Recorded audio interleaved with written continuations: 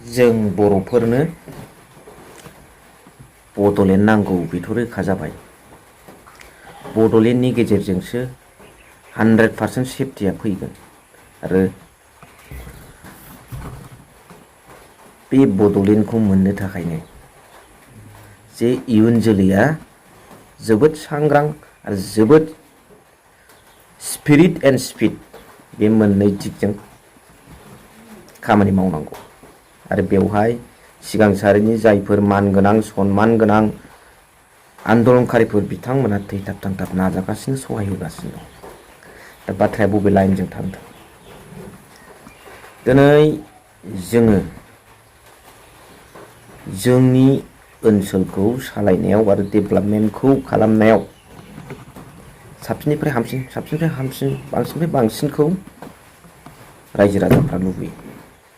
जेखि हारि धोरोमनि जाया मानो बेवहाय हारि धोरोमखौ फोनांजाबनो नाङा। आङो नैबे दा बावैसो ससियेल मिडियायाव नुबाय थादों, बिदिखौ आं दुखु मोनो। धोरोमखौ लानानै एखमबा दावराव दावसि खालामनाय, गावसा होनलायनाय बेफोर एसे उसुबिदा जायो। मानो होनब्ला India is a country of sovereign socialist secular democratic and republic country. बेखौ मोनथिखानानै बै लाइनखौ बुंनाया बियो संबिजितनि बादगा आउट अफ दि कनस्टिटिउसन बुंनाय जायो। ओंखायनो बेफोरबादिखौ जोङो बुङाबानो जायो। खारन जोङो इण्डियान गभर्नमेन्टनि सिङाव थानानै आन्डार द आमब्रेला अफ इण्डियान गभर्नमेन्ट आन्डार द आमब्रेला अफ इण्डियान कनस्टिटिउसननि साथानि सिङाव थानानै, बिनि प्रभिजन्सफोरनि सिङाव थानानै जों खामानिखौसो मावो नालाय, ओंखायनो आउट अफ कनस्टिटिउसन खोथाफोरखौ बुङाबा साबसिन जायो। दिनै मोनसे खोथाखौ जोङो बुंनांगोन, हाग्रामा महिलारि साराबो दाख्लै बुंबाय बड'लेण्डखौ सोनोथो नाङा, मोनोबा आंनोबो नांगौ होननानै।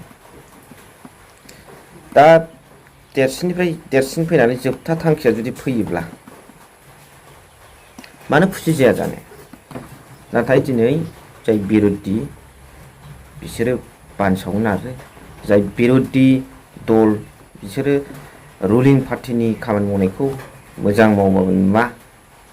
जेखि हगारा जेखि माया जानला मोनला नांला बंसा कमेन्टस होग्रा थायो। सोरखौबा जानला मोनलाद्राय बुंला हरो, सोरखौबा एखमबा महरखौ लानानै सिन्थाय बुंलायहरो। बेफोर जाहैबाय गावबागाव सोरजिखानाय, इसोर सोरजिखानाय, लाब गैया बुंनानै। दा बेखायनो बयखौबो आङो जे बड'लेण्ड दाबिनायाव मरेल सापर्ट होजानो लुबैदों। बयखौबो, गासिबो सुबुंफोरखौ। दिनै जायफोर नेगेटिभ सानो बिसोरबो आसा खालामदों सानसे समाव पजिटिभआव फैगोन। बेनोसै। थेंक इउ भेरि माच फर वाचिं।